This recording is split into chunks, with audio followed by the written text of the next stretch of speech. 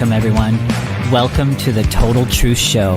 And here on the Total Truth Show, we want to help you break free from the lies and propaganda of the mainstream media, all the disinformation and misinformation. We want to help you blast through all of that. And my name is Ken Kleinberg, coming to you all the way from the USA, San Diego, California. And I'm Aldwyn Altuney, known as the Media Queen from the Gold Coast in Australia. There is a great awakening happening in the world right now, and you're going to want to come along for the ride. A lot of lies are coming to the surface. There's a lot of awakening happening, and as this awakening is happening, people realize they've been deceived for years. They've been lied to for years around all sorts of things. A lot of people have been blind to what has been going on in the world, and now they're starting to see. They're starting to see things in a different light. Through our show, we want to raise global consciousness to quantum critical mass. And we don't want you just to accept the things that we're saying. That goes for our guests as well. We want you to do the research for yourself. Get out there and start questioning things. Start looking things up. Do the research. We want to pave the way for a new awakened world. And we want you to come along for the ride. So with that, let's get started, you guys. Let's dive into today's episode. Once again, welcome.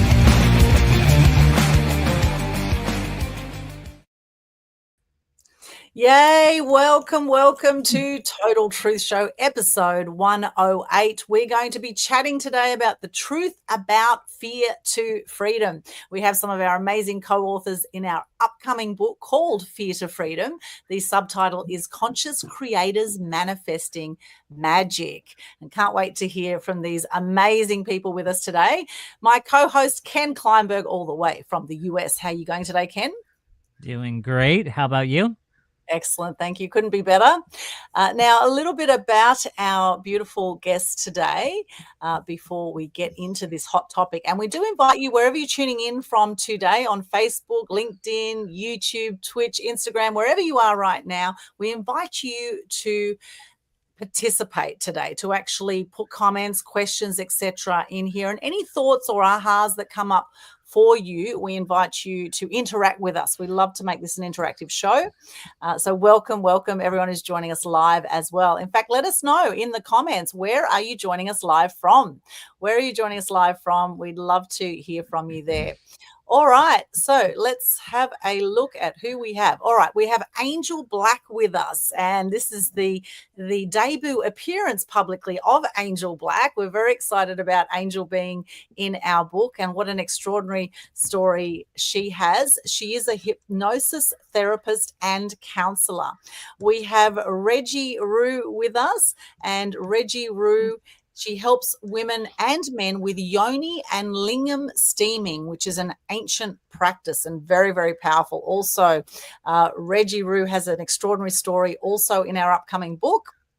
And she's working now with the Entel Acoustic Dry Float Bed and has set it up in a dynamic yoga center called Fierce Grace on the Gold Coast. And you can actually find that by downloading the Mind Body app and searching for Fierce Grace Yoga. You will find that there. So welcome Reggie Rue, or Renee Reggie Rowland, as she is also seen online. Welcome. We have Jacalyn Price just hopped off. I don't know where she went, but she'll be back on in a minute. I think her internet must have cut out or something. But Jacalyn will no doubt will be back with us shortly. And she is known as the Wise Water Woman. And we have Lisa Jack Healing with us as well. And she is a neo-shamanic healer that has a deep passion in helping women carers with overwhelm, burnout, and trauma, learning through her own life experiences. Welcome. So great to have you on the show. Now, our topic, of course, fear to freedom. And what we've noticed since we've started to do this book, which we've been putting together for a few months now, is that we're noticing fear in so many different areas in our life.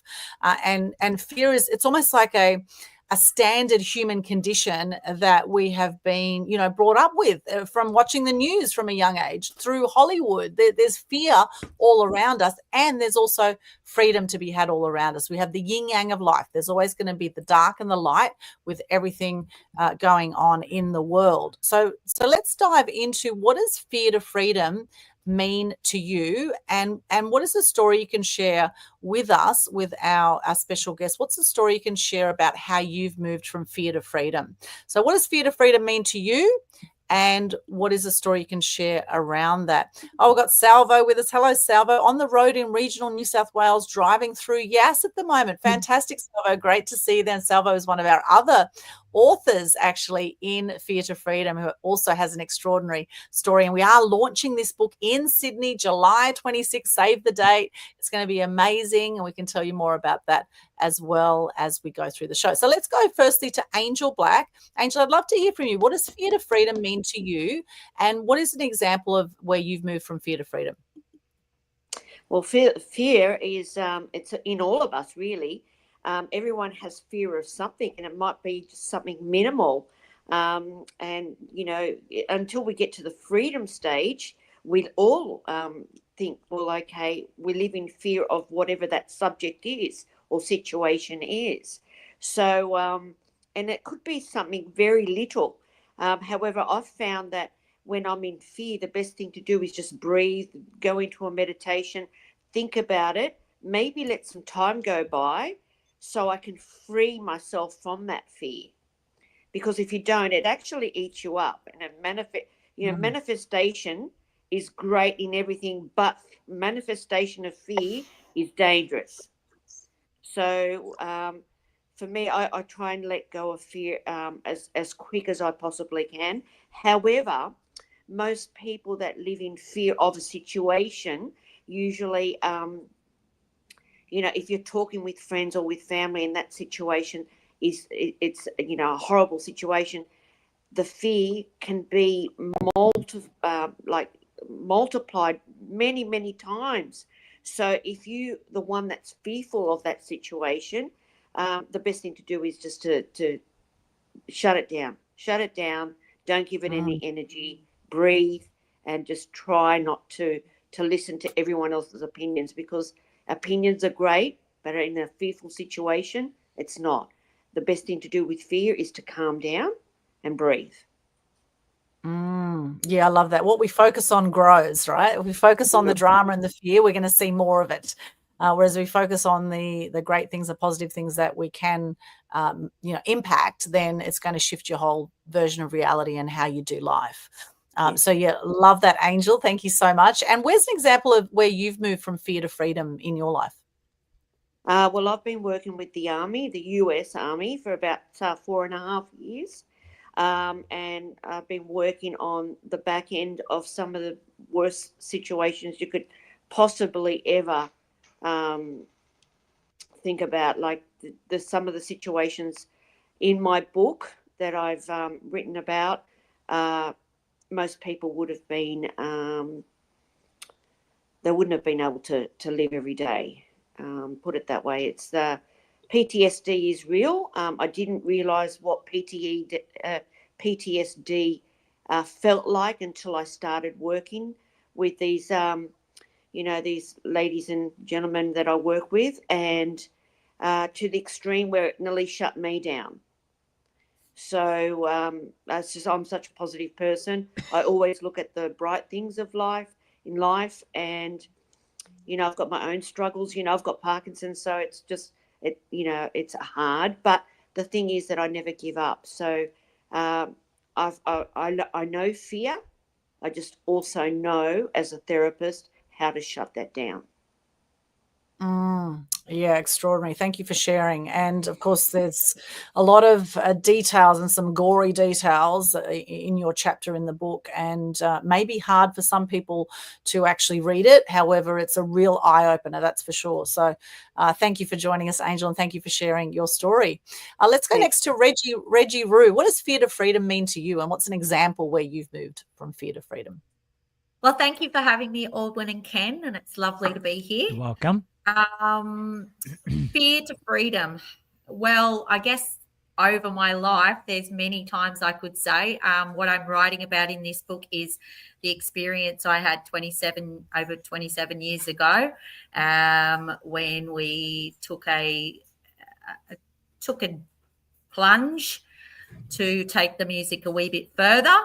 I won't go into it, but there was lots of ups and downs. There was times where we had, no resources, no phones, no money, stuck in a strange country, and we just had to push through and keep following the dream. And as you can see, I'm here. So we got through and we got to freedom. And from then on in, so fear to freedom is just keep that push going, knowing that there is something at the other end. There is that light. It's not something we just talk about. There is a light at the end of the tunnel. Once you get through, you'll come out the other side. So that's my little fear to freedom. Beautiful. And now my co-producer and founder of this whole project, Leanne Clune, who wasn't able to join us today, but when we were reading your chapter, Reggie, we edited every single chapter, went through with a fine-tooth comb, and all of them were extraordinary. And with your one, there was one moment there when you shared a particular story where we just went, oh my gosh, and it was really well written. So congratulations on your chapter as well, and sharing that part of your story, just a snippet of your story in your chapter. Thank you, Reggie, Roo, Renee. Great to have you on the show. And Lisa Jack, let's go to Lisa next. What does fear to freedom mean to you, and what's an example in your life? Lovely. Well, thank you so much for having me as well. It's a pleasure to be on the show with you guys there as well. And all I have to say about fear, it can be absolutely debilitating sometimes. And, I must admit, I was stuck in fear for so many years of my life. Losing my mum very young and then getting into a toxic relationship, and I was literally frozen in fear. So I really resonate with people that feel like that, where they just don't know how to move forward there as well. But something's got to give in the end, and I had that deep passion. I just had to change myself, and I moved forward to that next stage and just push through that fear. And the more you practice pushing through that fear, the easier it gets now. And I know now for myself now personally, when I do have fear, even coming onto this show, this is my first actual live talk. Yay. Wow. There was a lot of fear that came up there too. So Jackie's back now. But obviously, the old me might have said, no, I'm not going to do that because I'm just too scared of what might happen. But, I'm pushing through. A big inspiring story of mine, which is not fully in this book, about fear, was when my son was diagnosed type 1 diabetic, and that's where my true passion is. There is a lot of fear around that disease, the type 1s, with what they might die if they go low. So my true passion was to empower my son so that I could let him go when he got older, because there's a huge fear of it, obviously, that only I could look after him, but I needed to empower him, but I needed to empower myself before I could empower him. And that was a huge lesson. And watching him grow up now, it's actually next month, it's 6 years, his 6-year anniversary. And seeing where he's come from when he was 10 to 16 is it's massive, just not only for him, but also for me, because it's obviously been a massive growth, and on having to learn to go into that fear, especially just leaving him. Like, I had a single mum with 3 children. I just needed a break from burnout, and going to New Zealand and having that faith and trust in my daughter, who was a bit older, so actually he would be okay leaving.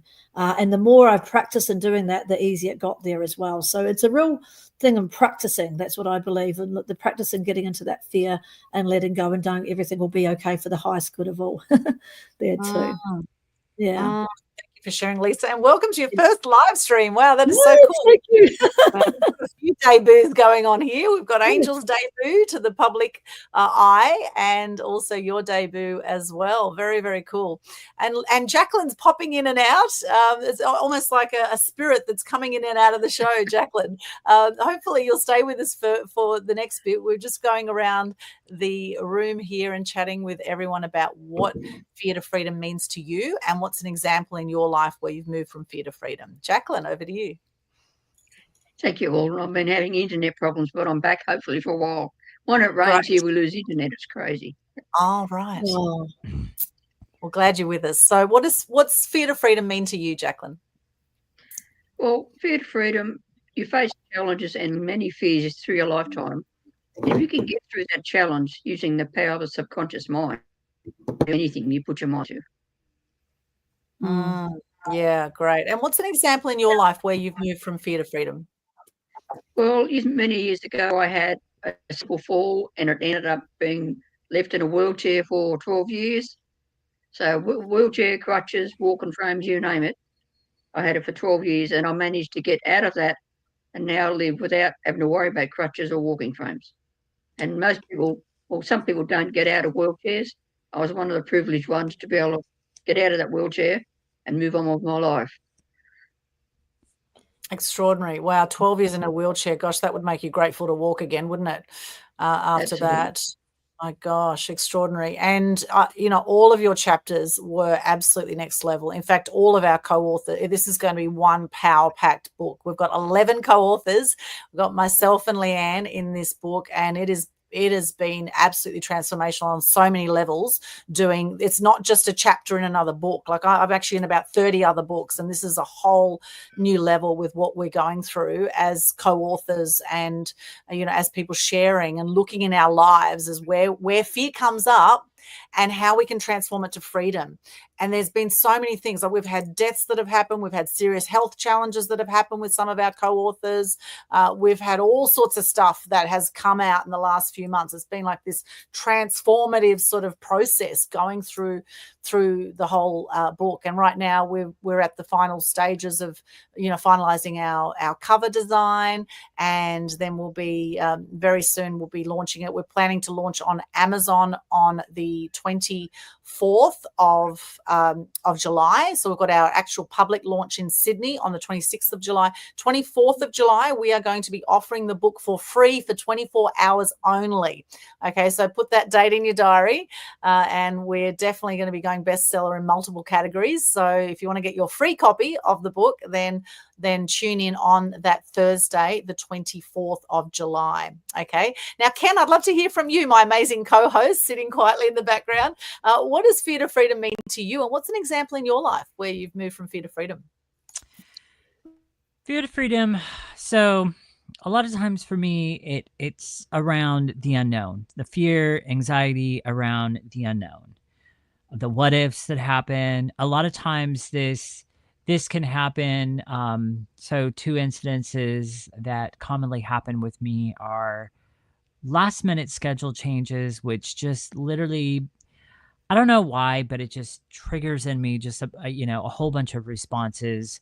I'm a person, I like, when I have things set out in stone, I would prefer things to run that way. Now I kind of get, when people reschedule or stuff like that, I can handle. But it's like the bigger stuff that happens, the life stuff that happens. Like a couple of weeks ago, about 2 or 3 weeks ago, my entire week was thrown asunder. I had to move stuff off of my schedule to get other background stuff done because there was a situation that happened. And it literally stressed me out the entire week. And so that's just an example. And a lot of times new stuff will produce a lot of fear and anxiety on me. That, learning something new or going into something new, stepping up on a new level. A lot of times that produces a lot of fear and anxiety in me. But see, here's the thing. Fear is not of God. And fear is of the enemy. Fear is not something that is of God. It is literally from the enemy. The fruits of the Spirit are, what is of God is peace, love, and joy, if you will. That is of God. And recognizing that He's in control, recognizing that He is sovereign, recognizing that He has His hand on things. So moving to that from that place of fear, recognizing that number one, fear is of the enemy. And number two, God is in control. That's how I move from that. It doesn't always easily happen like in the moment like that, but recognizing who is in control and moving from that constant fear. A lot of times stuff can happen and different things like that. And the very first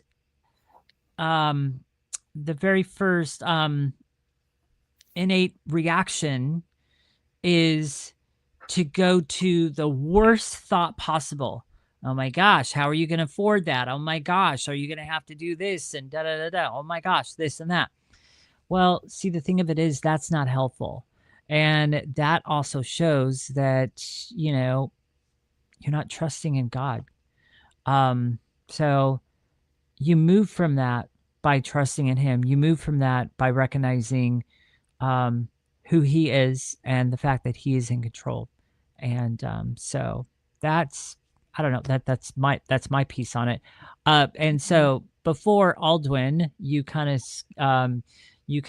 jump to the next thing. I'm going to put the spotlight on you. So now you get to share a story so that you don't forget to share a story.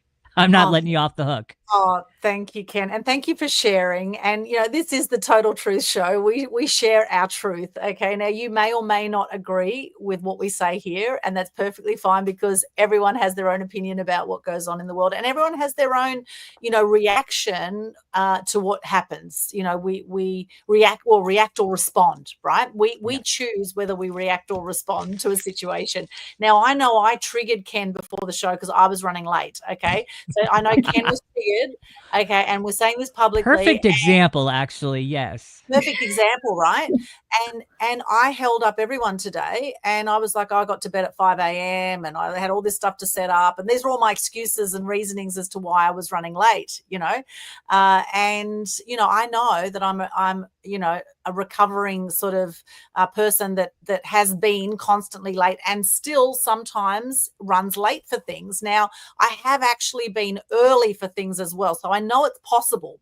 I know it's possible to be early or on time for things, right? However, I have had this sort of, I guess it's like a bad habit, really, where I've kind of like left things to the last minute often. I'm like, oh, yeah, I can do that in 5 minutes, and then it takes half an hour. So I have this thing in my mind like, oh, yeah, I can do things really quickly. Like I've got this like Wonder Woman thing that comes out every now and then. And yes, I can whip up magic really quickly. And sometimes things take longer, and this is where I think being committed, not attached to everything going on in life, because some things we can't control, right? Now, I take 100% responsibility, okay? We started the show late, and it has happened on some other Total Truth show episodes as well, like probably a whole 107 of them. I don't know if we've actually started any on time, but anyway, that's another story. So, but look, it's all good because at the end of the day, the show stays online indefinitely and it's fine. However, I am aware that in running late, some people get very angry about that. Like some people are like really like, if you're not right on time, they think it's disrespectful, which is never intended to be disrespectful. For those out there tuning in now who tend to run late or have run late at different times in your life, I feel you. And then for those who are anally, like everything has to be on time all the time, I also feel you because I get also that, it can put you out of your day and it can impact, how things go and it can be seen as disrespectful. So, this brings up anxiety, which is very closely linked to fear, right? Mhm. It can bring up stress for people, right? It's actually all sort of in the same basket. And I actually just looked up the definition of fear, and it says it's an unpleasant emotion caused by the threat of danger, pain, or harm. Okay, that's the Oxford Dictionary definition of fear. And then when we look at freedom, freedom is the power or right to act, speak, or think as one wants. It's the state of not being imprisoned or enslaved. Now, often we can imprison or enslave ourselves with our own thoughts in our mind, right? With our own reactions, responses to what goes on. And what happened here is absolutely perfect today. The fact that we were running late, Ken got triggered. He's now shared about his triggers. I've just shared about, I've owned, yeah, I was late. Okay, I own it. I stuffed up. I'm sorry. I still love you, and hopefully you still love me, and you're not going to kick me off the show. Okay, so, hopefully we're okay. Hopefully we'll... hopefully we'll get over this, like it's like a first world problem, you know what I mean? And the thing about time and time management, time, when you're in the heart space, time and space disappear. When you look at things energetically, Right. we've got quite a few energetic people here who we have energy centers. Some people call them chakras, right? We have energy centers. We have more energy centers than we can think of, right? We have a lot of energy centers. Probably Lisa or, some of you might know more about the actual how many energy centers we have or chakras, but, scientifically proven we are 99.9% energy frequency vibration as human beings.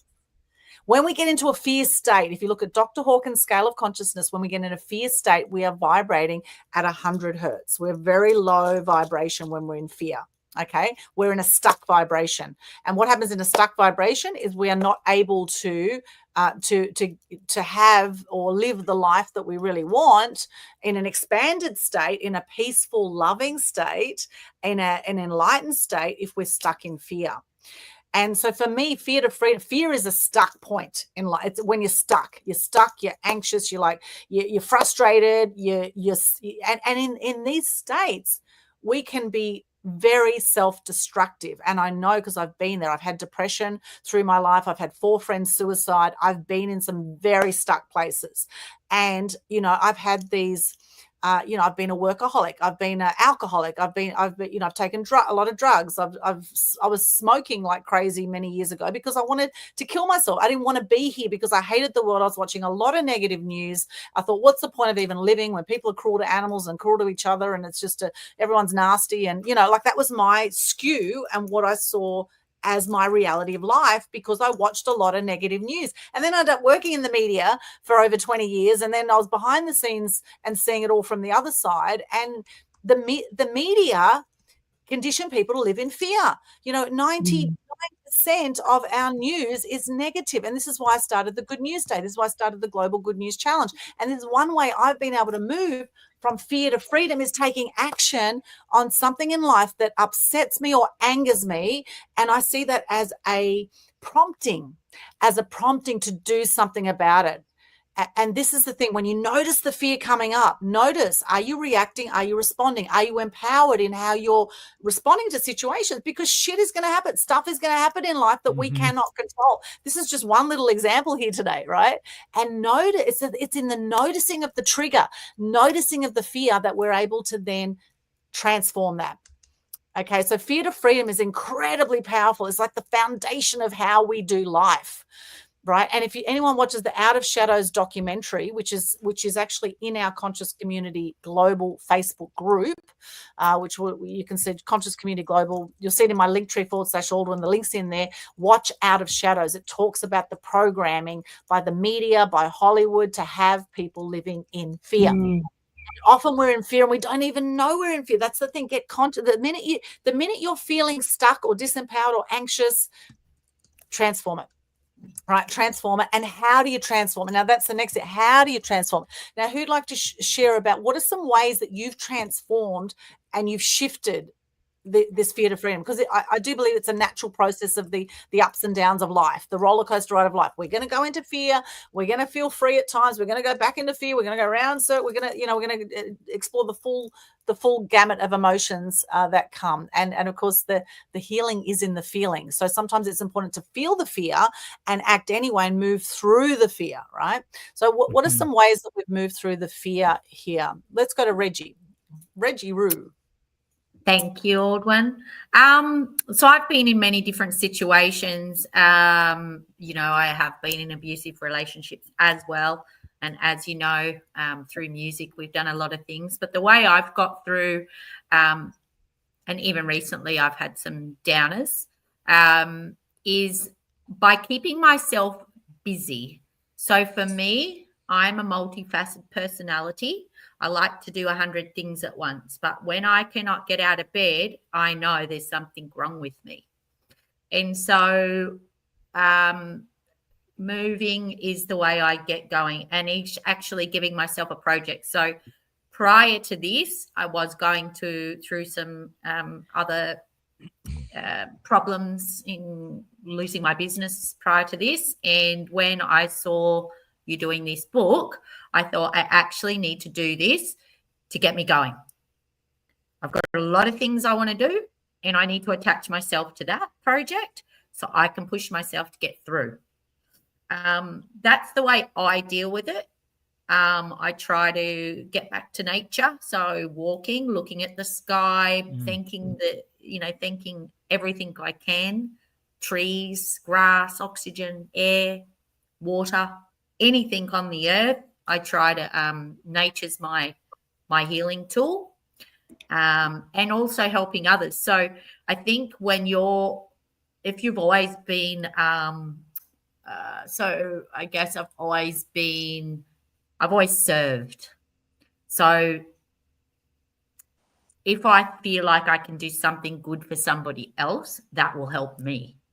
So usually people say, well, if you're not good in yourself, you can't help others. I don't know if that's true for everybody, because if I can help others, I feel better. So the more I can give, the more I'm getting for myself, because when you teach, you learn.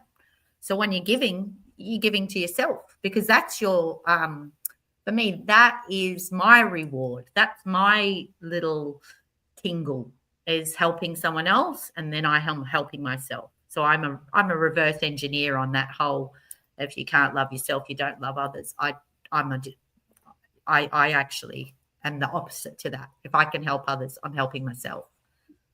That's how I've got through it. But you know, the challenges are there all the time. The mental, everything is mental. So our bodies aren't actually giving us these ways of thinking or creating these thoughts. We are creating the thought. So as long as you can separate that to go, hey, this isn't coming out of my actual body. This is coming out of my conscious mind. I'm thinking these thoughts. So I have to change those ways of thinking to make sure that I can heal myself, because nobody else can do it for me. They're not, my house is my home. My body is my house. So Yes. that's how and it's an ongoing thing. Everyone's got it.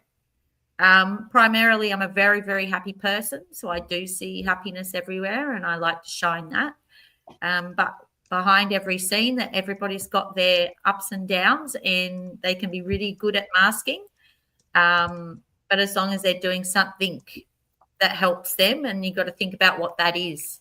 And we're all different. Nobody has the same way of healing themselves. Not one human on the earth heals themselves the same way as the other. We're our own universe.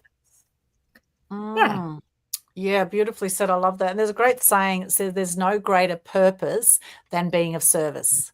No greater purpose than being of service. And it's always, when you give, you always receive 10 times more. It's just how the universe works. It's the law of reciprocity. You know, You don't get to receive. No, you don't get to receive. However, the universe works that way. You always receive more than you give. Always. You know, it might not be from the same person, but energetically, universally, we always receive more than we give when we give, you know, wholeheartedly, without any expectation of receiving anything. But I'll tell you what, cranking up a really good song as loud as possible. Yeah, do that as well. Best way to get that body going. Yes. So music is the key, and the vibrations behind that. Yes.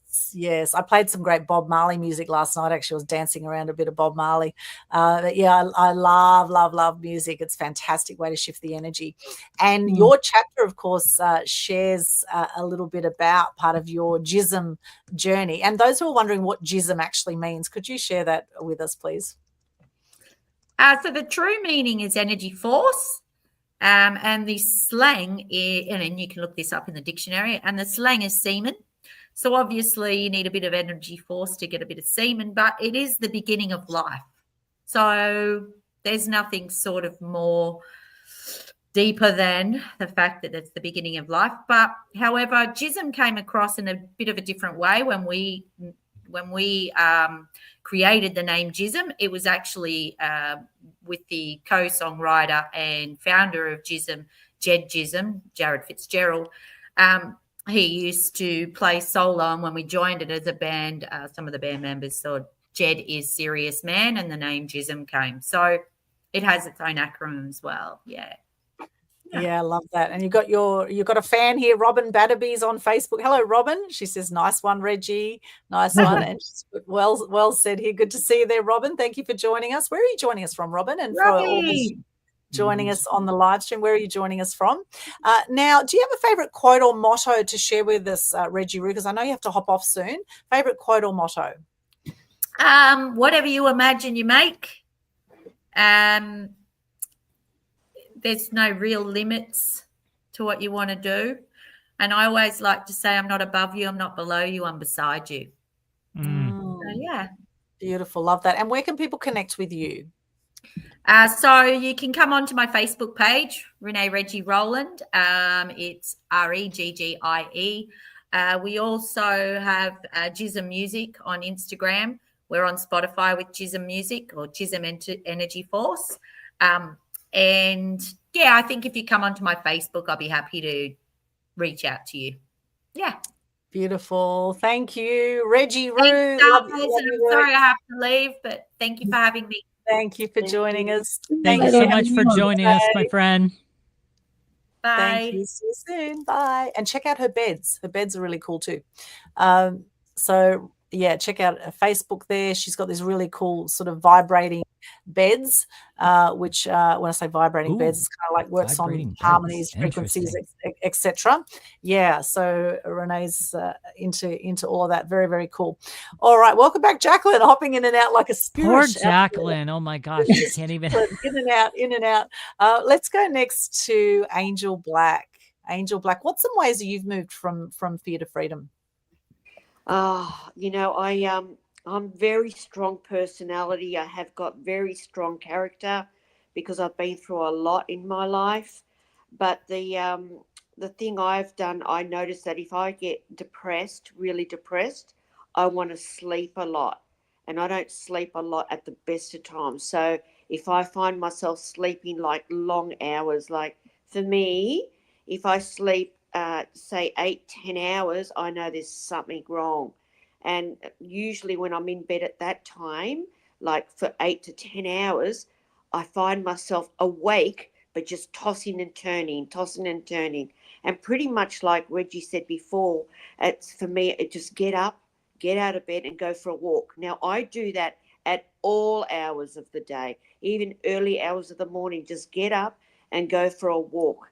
I know it's not always, people say, oh, it's a bit dangerous going for a walk at 3-4 a.m. in the morning, but I live in a pretty safe area, so I just go for a walk or force myself to run, and then I come back, have a hot Milo or a cup of tea, and then get back into bed, and I'm good to go. And the thing is that in when we're going through fear, we go through it. It's in our DNA. Fear, it just happens. But then what I do realize is that 3 or 4 days later, I think, why was I so fearful? That wasn't as bad as it had to be. You made it a lot worse than what it had to be. So now when I come up with a fear, a project or something that's really fearful, look, there's not many things that scare me. There's not. I don't know why I'm so resilient, but there's not many things that scare me. But when I do get to fear, I know there's a problem. So I just breathe, go into a meditation, and I think, you know what, tomorrow I'm going to be laughing at this. And usually that's always the case. Well, not so much laughing at it, but realizing that, oh my God, I created all that anxiety and stress for myself because I went there. Stop doing that, Angel. Stop doing that. So now when something comes up, I control my mind. And so I studied the brain, so that makes it easier for me to control how the brain works and how the fear in people work. And with my job in the army, I used to see so many and still see so many things that would horrify you. When I was writing this book, there were people that said to me, I'd show them what I was writing. They had to put the book down and they had to go to the bathroom and vomit because they were so sick. That's how bad that is. Now I look at it, I read it, and I think, wow, okay, I've written that, that's right. And no one can take that truth away from me, right? It is a fear that I had writing this, but the week I wrote that book, I actually got very sick because I actually put pen to paper and I got very sick. It was like releasing something in me that had to be released. But then I felt so much lighter. So you carry this burden on your shoulders for so long, and once you release it, it gives you the freedom. And I feel so good that I've done it now. So I think your mind has a huge, well, most people don't use their brain as much as they should be using. on a regular day, most people use it anywhere between, 4 or 5% to 7, 8, 9% of their brain they're using. So can you imagine what the other 94, 97% of our brain is doing? So when you train your brain to control fear in your life, and Ken, you're funny because at the beginning of the show, I could see that when Aldwyn was running a bit late, you were probably, getting quite a bit of anxiety. However, if you control your brain, and I'm not having a go at you, I'm just. I know. It's just, If you it is what control it your is. brain to think, okay, just let it go. It is what it is. If we're 5 minutes, 10 minutes, it's fine. The people that are going to tune in are going to tune in because they need to be tuning in. Otherwise, just let it go. So if you take that approach, it's not that bad. You haven't killed anyone. It's fine, right? You haven't killed it. At least not yet. No.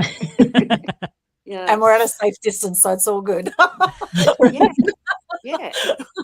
Look, I've got a partner that always runs late, and the fear of I'm going to miss this and I'm going to miss that. But hey, get your act together. You're running late because you've created that yourself. You've created your own fear, right? So if you manage the fear or that situation, that becomes a lot less, because even just getting caught in traffic and you have to be at a certain place at a certain time, it creates anxiety and fear. Well, just leave early. That's the worst right there. Right? That is the worst right there. It's the traffic. It's and that actually opened up the door for a couple other things that came to my mind. Like Aldwyn was saying, you think to yourself, oh, I could do that later. It's only going to take me 5 to 10 minutes, and it ends up taking you an hour. Projects like that or things like that, that really gets underneath my skin, especially like when I expect to go in and do something and go, okay, so this will just take me 10 minutes. So I'm just going to quickly do this. And then all of a sudden it's an hour later. And I'm just like, so much of my time was just wasted here. Oh my gosh, that gets me every time. Yeah, well, I'm the type of person who organizes like 2-3 days before. So basically, I know already what I'm wearing tomorrow, believe it or not. That's the type of person I am. I've already got my wardrobe for the week. I know. I know. It could be, a lot of people. I don't do that. Well, I do. I plan my diary for the week, my meetings for the week. I already know what outfit I'm wearing for that meeting. I know the shoes, the stockings, the hairpiece. I know already what I'm wearing. And they're out. They're lined up on my lounge upstairs. And all I have to do is hop in the shower, put the wall paint on, put on my clothes, and I'm always early, or on time. So, and I think organisation is a key to fear, and it's a key to freedom. Because when you're organised, you don't stress or create anxiety for yourself. It's very true. Yes. Yeah. I went on a cruise for Vivid in Sydney last week, and I said to my partner, I said, look, I'd like to go in an hour before and have a drink before I get on the ship. And he said to me, oh, why an hour before? I said, because I'd like to sit down and have a drink before I get on the ship. He goes, yeah, no problem. So we did. We left an hour before the ship departed. 2 hours. So it was an hour before the ship departed. Well, I put the wrong address. It was my fault. I put the wrong address in the Uber. So I was supposed to go to Barangaroo to catch this ship, and instead I put Circular Quay. Right? So I thought to myself, oh my God. But I was an hour early. However, I just hopped in another Uber, and then that drove us down there, and we were still early, not an hour early, we were half an hour early, right? So I thought, righto, let's go and have a quick drink. But if I hadn't left early and made that same mistake, I would have missed that cruise. Now, I'm curious, what kind of drink was it? A gin and tonic, of course. Yes. All right. She's okay. I'm a tequila person myself, but Jen, hey, good Go for it. Yeah, gin and tonic with a slice of lemon, great. Love Yeah, it. Yeah. so basically I think being organized and organization plays a huge role on anxiety, fear, and freedom. Yeah, 100%. Yeah, totally. And I really admire that about you, Angel Black. And it's something my dad always said to me. My dad's a civil engineer, or was a civil engineer for most of his life. And he is like ultra organized and ultra disciplined. And he was in the army for 2 years in Turkey. He did the compulsory, and in the army, they're full on, right? They have 10 minutes to eat, and you've got to be on time or early. And Dad always said to me as a kid, he said, you've got to be organized and disciplined. And I was this rebellious child. I was like, I'll do what I want when I want. And I realized how much it has cost me over time, how much it has cost me with my mental health, with my physical health, with the anxiety. And then, many years ago, a coach said to me, oh, Aldwyn, you're addicted to adrenaline. You're an adrenaline junkie. And I wasn't conscious of this adrenaline junkie thing that was going on. It's almost like another aholic, alcoholic. Like, I know I can be a workaholic, right? I'm very aware I can be a workaholic. And I'm very aware, having worked in the media, there's no coincidences, being attracted to the world of media where it's go, go, go, go, go, constant deadlines, timeframes, go, go, go, go, go. It's like my whole life has been go, go, go, go, go. And even like rushing to get to yoga. Like I'm going to go to yoga for some self-care time, but I'm rushing to get to the yoga class, and then I get there and it's like, oh, I can finally relax, right? I have a sauna or whatever. So it's a work in progress. Like, it's when you've got these sort of deep-seated ways of being that you've had through most of your life, where you've developed some kind of habit around anxiety or around stress or around, it's actually going to take a big conscious shift to move it, right? To shift it. And to change things. And I think the first step is actually being aware, having the awareness that you've got some things that you do in life that might be disempowering for you and for others, and that are maybe holding you back, and that are going to cost you time and money and energy and all those things. So, awareness is huge. And then the next thing is acceptance, accepting the situation exactly as it is, and without making yourself wrong about it, because we all have stuff in our life where we're disempowered in certain areas, or we're unorganized in certain areas. I'm sure, Angel Black, even though you're the most organized person, as you said, you put the wrong address in the thing. I mean, but thank goodness you organized enough time, to enable you to still get on the ship, right? Which is a very smart thing to do. So we all have, yeah. I don't. Sorry about that, Aldwyn. I butted in. I don't punish myself if I do. Like, if I hadn't made that cruise, I wouldn't be punishing myself. Put it that way. I'd be disappointed, but I'd think, okay, that's okay. That was meant to happen. Most people cannot do that. They say, oh my God, I lost my money. I've lost this. I didn't do this. I would have been devastated. I wouldn't have taken that so easily. Yeah, well, see, that's the thing, Ken. I seem to think, well, okay, I missed that. That's okay. Rita or Angel, you will know a lot more and get yourself more organized the next time around. All right. And then if anyone complains or says something to you, oh, Angel, you missed that. Well, that's okay. That's my problem. So I don't stress about that. But I look back at, the following day and I think, oh, my goodness, it wasn't that bad. It was just that you made a mistake. And we all make mistakes. We all make them. But it's acknowledging where you went wrong and doing something about it.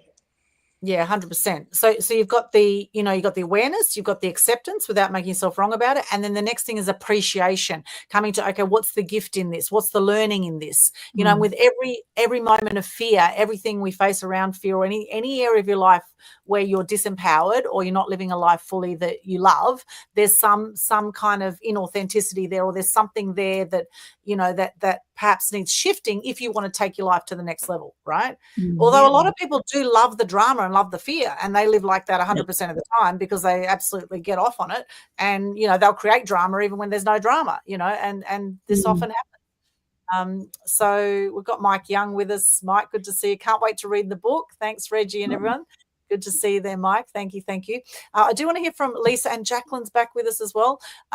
So why don't you get Jacalyn to share first, because Jacalyn. she keeps popping off. So let's get something out of her.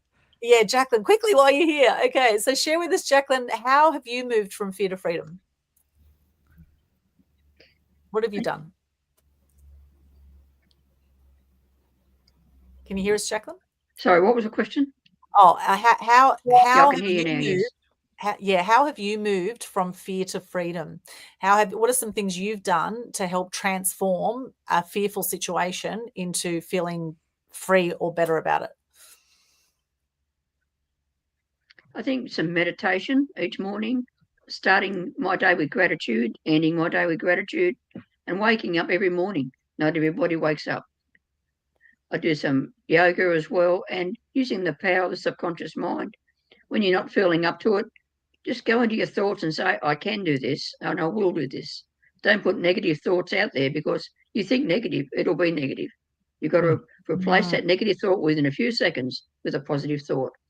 And it'll take you, no matter where you want to go, it'll take you there. Yes. What you think about and thank about, you bring about. And the more you're grateful, the more you get to be grateful for. The more you focus on the negatives, the more negatives you're going to see. It's and whatever's going in your life, right now, is absolutely perfect.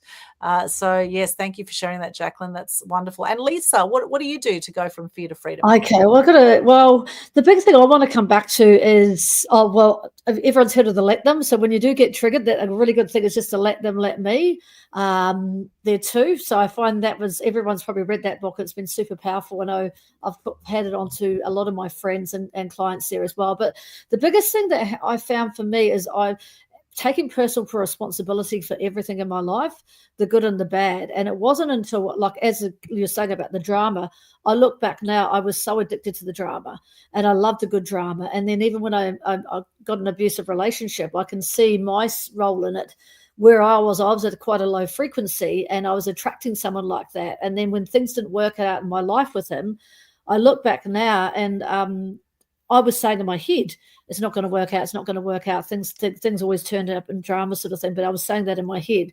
So I was actually accepting that personal responsibility and then being willing to change. Obviously, a lot of affirmations are really, really good. Getting to that gratitude there as well. But I've got an amazing technique that I learned from the Neo Shamanic school that really helped with that negative thought, which I'd love to share with you today, because I find with all those negative thoughts that we got in our head, they're not actually ours. They're actually our ego trying to keep us safe and trying to keep us away from that fear. And, back in thousands of years ago, we were hunters and gatherers.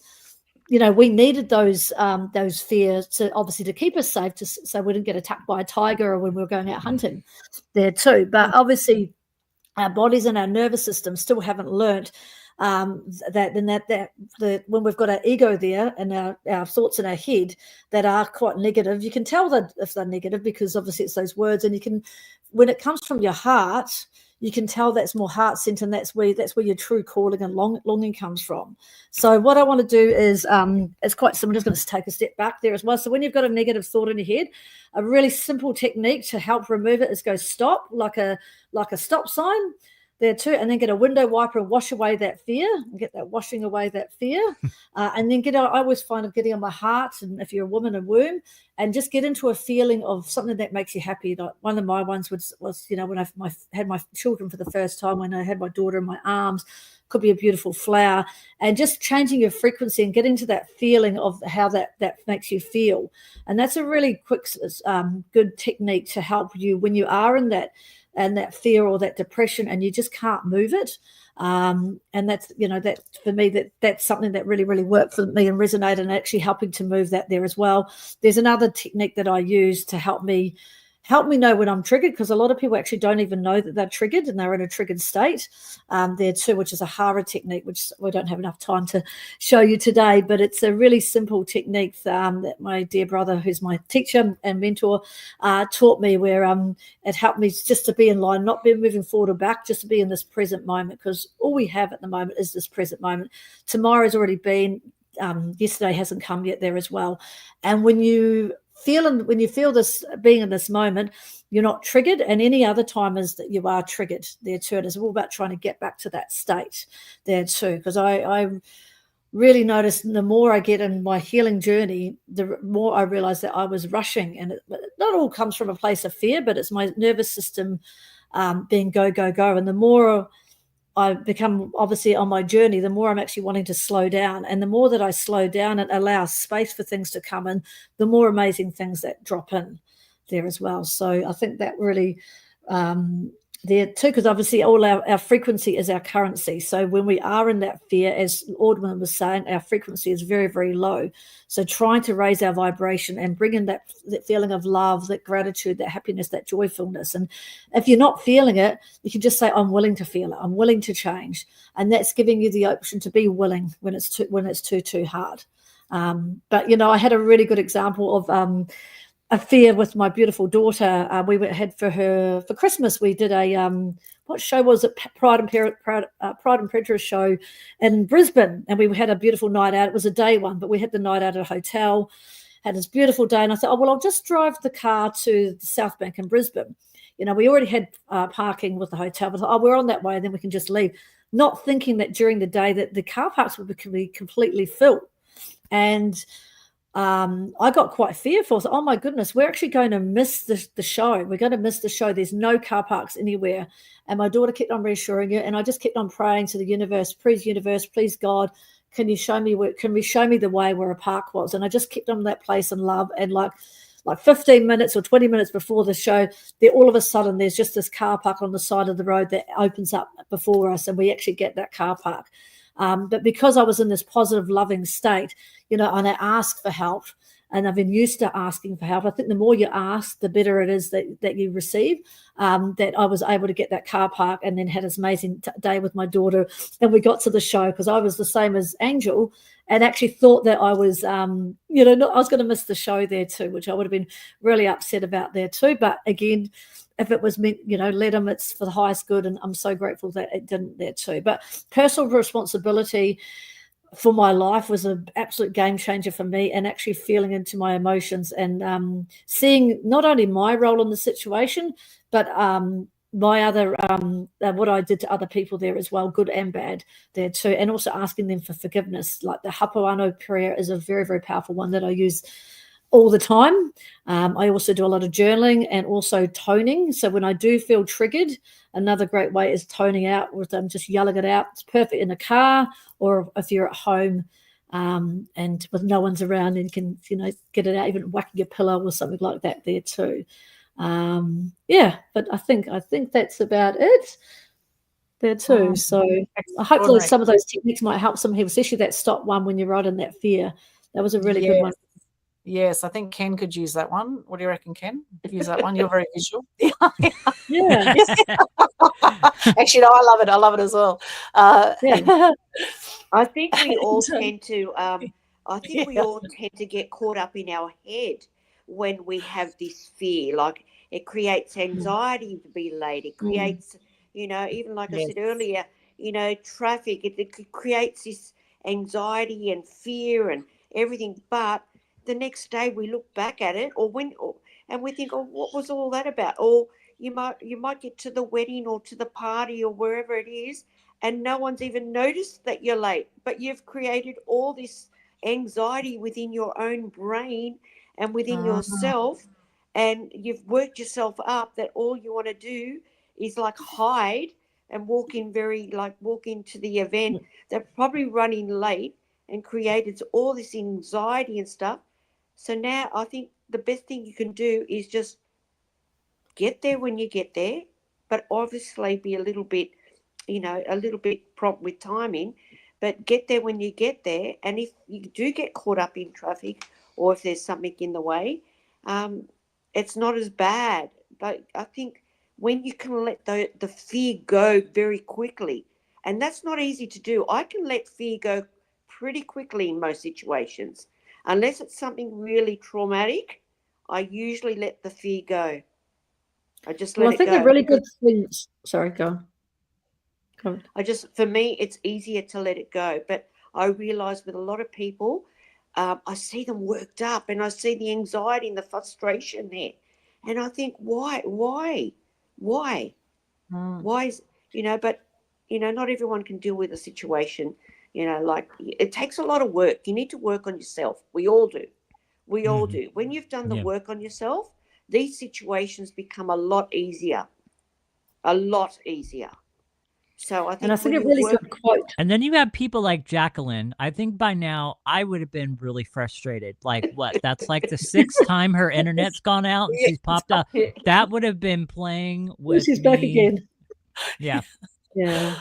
And I think a really powerful quote that I always resonated with, I can't remember the guy that did it. I've had a lot of thoughts in my, lot of worries in my life, and most of them have never happened.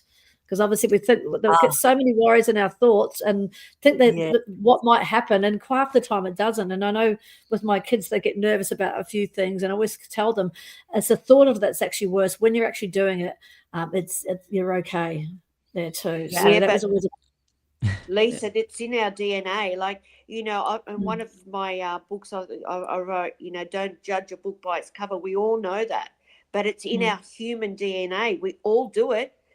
People say, oh, no, I don't do that. I don't do that. We all do it. Stop lying to yourself. We all do it. We all judge a book by its cover. However, when you can look around that, or put that to a side and actually get deeper into that human conversation or that person, you don't know what people have gone through until you get to know the person, right? Correct. So it's easy to judge a human being by its cover. It's very easy because it's built into our system. It's built into us, right? It's just some people are so silly that they don't take the opportunity or the chance to realize or get to know that individual. Maybe if they just did, they'd see the other side of it. It's shallow thinking, I believe, And what is perfection? It's in the eye of the beholder, right? And I think to myself, well, your perfect might not be my perfect, right? So I think and if you let the different perspectives. Absolutely different perspectives. But this is a thing that can create fear as well, because your standard might be so different to someone else's standard, and your standard creates fear for you, and someone else, it might create fear for them. I've been look, I must admit, every job I've applied for in my life, I've never been rejected from an application, ever. And I've been in some places where I think, oh my God, there's no way I'm going to get that job, because I go in there without fear. Be yourself, be truthful. Some of the things that come out of my mouth might not be appropriate, but that's what makes me, me. And if I don't, if I wasn't to get it, I'd think, okay, all right, let's just move on. But most people would be thinking about, oh, I didn't get that job. The anxiety kicks in, the fear kicks in, and especially when you get older. As you get older, I notice a lot of my friends, they've retired from their previous jobs, and now they want to go back to work, and they're getting rejection after rejection because they're trying to be someone they're not. Right? They're living in the fear, right? Yes, absolutely. And when you're in you, yes, if you believe in you, and that if you believe wholeheartedly that you are a good person and you're not hurting or harming anyone, there's a good chance that you'll walk forward with your head held up high, and people will see you as that. So I think that's very important too. Yes, so much wisdom there. And, the stats are staggering. We have 60,000 thoughts a day, roughly, right? The average human being, 60,000 thoughts a day, and 90% roughly of all of our thoughts were exactly the same thoughts we had yesterday, and 80% are negative for most people, which means that 80% of the time, and it's kind of like 80-20 rule, 80% of the time, most people are living in fear or living in negativity or living in anxiety or living in, some kind of drama. And the minute we get conscious to it, and if we've done the personal development work and that part of that is actually just getting conscious, then we're able to shift it into freedom. And, there's certain things that happen to make that happen. And that's what we're chatting about. And Jacalyn, while we've got you, what are some other things you do? You mentioned meditate to move to freedom. I'd love to hear from you. What else do you do or have you done in the past when you've been challenged to come to a place of freedom? I think just going to the beach and having a walk along the beach, walking out to the break wall, just getting back in nature and walking in the grass barefoot. It makes a big difference. Yes. Grounding, getting in that good You just grounding. feel more relaxed and connect with nature. And yes, and looking after your body, and you are the wise water woman, all about water, and you distribute the Kangen machines, which are amazing, and how important is health also, considering you were in a wheelchair for 12 years and you're looking after your elderly father as well in his 90s, which is extraordinary, in the nursing home as well. You've got a huge heart to help people. How important has health been for you? Absolutely most important. Like, if you can't take care of your health, you can't help out other people. Like, I was a carer for Mum while she was still alive as well, and a lot of your time is spent with your parents, but they looked after you, so it's your turn to look after them. And I have a great connection with Dad. He's 94 now, and he just loves me to come and visit him as often as I can. And if I miss a day, he says, "Where have you been?" Oh, bless. I've got a question for Jacalyn. Jacalyn, you were in a wheelchair for 12. I've got a question for Jacalyn. You were in a wheelchair for 12 years. How did you manage to get out of that? 12 years. There's a delay, so be patient with her responses. I'm noticing there's a delay with you getting That's to her. okay. Okay. How did you mind over matter? How did you get yourself out of that wheelchair? And did they say you were able to do that eventually or not? Initially, they said basically probably not. And I thought, that's not happening. So even though I had to have therapy like 3 days a week in hot water pools and pain clinics and using the power of the mind to try and control the pain, because it was nerve pain. And that's the worst pain you can have. Like, if you drop a peg on your foot, it feels like a brick. That's the extreme pain of nerve pain. And controlling that pain makes a big difference. And just persevering and doing one step at a time. Like, I have my walking frame and my crutches, and I'd go anywhere with my walking frame and crutches, and then I'd try and get on the crutch and then down to one crutch, or just gradually doing things one step at a time. And I'd walk about inside without my crutches, but I'd have always something to hang on to. I was always scared that what happens if I fall? And you've always got that fear of falling. Now you've been in trouble before. But gradually improving your mindset, really saying, I can do this. I can walk without my crutches. And when I was out of work for 12 years and went back for an interview, I had Mum and Dad with me, and I had one crutch. When they called me in, I left the crutch behind, and Dad said, "Aren't you taking that?" I said, "Shh, no, don't tell them that." But I went in there for the interview. I'd been out of work so long, they said, "No, we want young people. You're out of work too long." So then I decided to change careers and do something different. Wow, so the power of your mind. See how positive energy, vibration of the positive energy just breathes and lives, and that good thing that comes out of you every day. And it's your beliefs, isn't it? Your belief. What you believe is what will happen. And the beliefs. You say, I can. Yeah. Extraordinary. Oh my gosh. The chapters in this book are really next level. And I actually share in my chapter about how I had a near-death experience where I got swept out to sea in New South Wales in Coffs Harbour. And I honestly didn't know if that was going to be the last day that I was going to be here on the planet. And it's interesting, as I wrote about my story, the tears came, because when you go back there, you go back to the fear, and that the tears now are tears of gratitude that I actually survived it.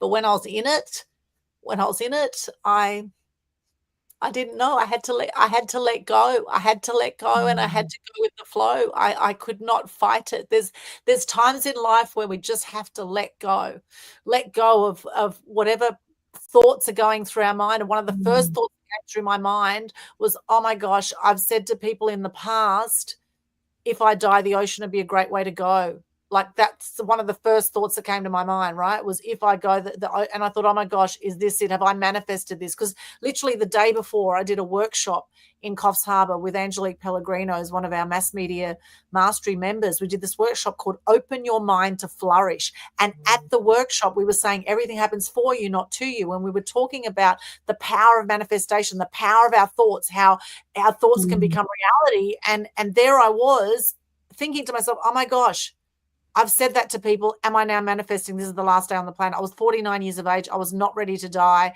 And I had to let go. I was crying. I was praying. It was all happening, right? And when I look at how I got through that situation, thank God for all the personal development work I've done in my past. I utilized breath work. I was keeping my head above water. I was floating above water. And you know, through this summer period, this actually happened February 2023, so only 2 years ago. It's still fairly raw and fairly fresh for me because I still see it so clearly what actually happened. And, you know, you read the whole story in the book, but, you know, coming to a place of gratitude again for actually being able to come through that. And after nearly an hour in deep sea, where, you know, if it wasn't for a few good Samaritans, I guess a few angels perhaps that were with me, perhaps, you know, my ancestors were with me, and obviously it wasn't my time to die. It wasn't my time to go. But I tell you what, when you have a near-death experience, it's like the reset button was pressed on my life. Like it was, I re-looked at my whole life and thought to myself, am I really doing what I want to be doing in my life? Am I really living the truest version of me that I want to live? Am I really loving everything I'm doing? Is there anything I can let go of that is not serving my higher purpose here on the planet? And there's so much that shifted after this experience. And I'm so grateful for this experience. And one thing that shifted is the Coffs Harbour Council website said it was a safe area for children to swim where I was swimming in this creek area in South Boambi Beach. And after getting a whole lot of media exposure within 24 hours of this happening, the council changed their website to say be careful of strong currents, which potentially could save other lives. And I went out with 3 other people, 2 of them were females, that said that if they had got caught out there, that they would have definitely drowned because they would have fought against the waves. Because I basically got sucked under.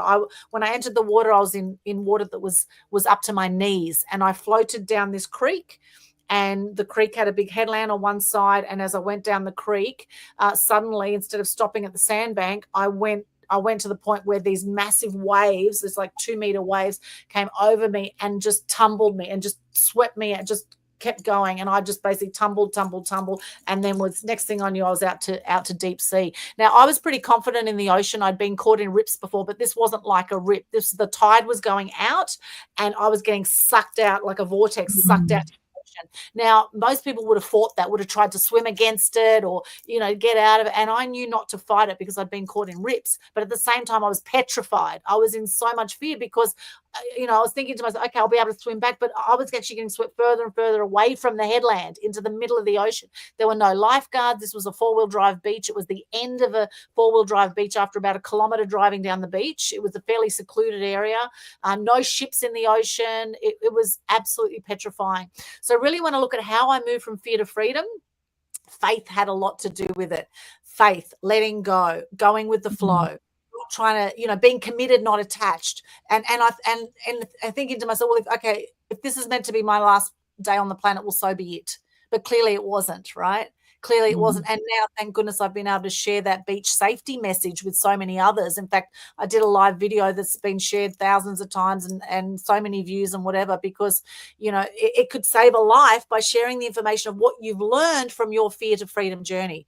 What you have learned, it's a reason it's happened for you. This happened for you. And if you don't speak up about it, then potentially, you know, you're being part of the problem. There's a reason it's been presented to you.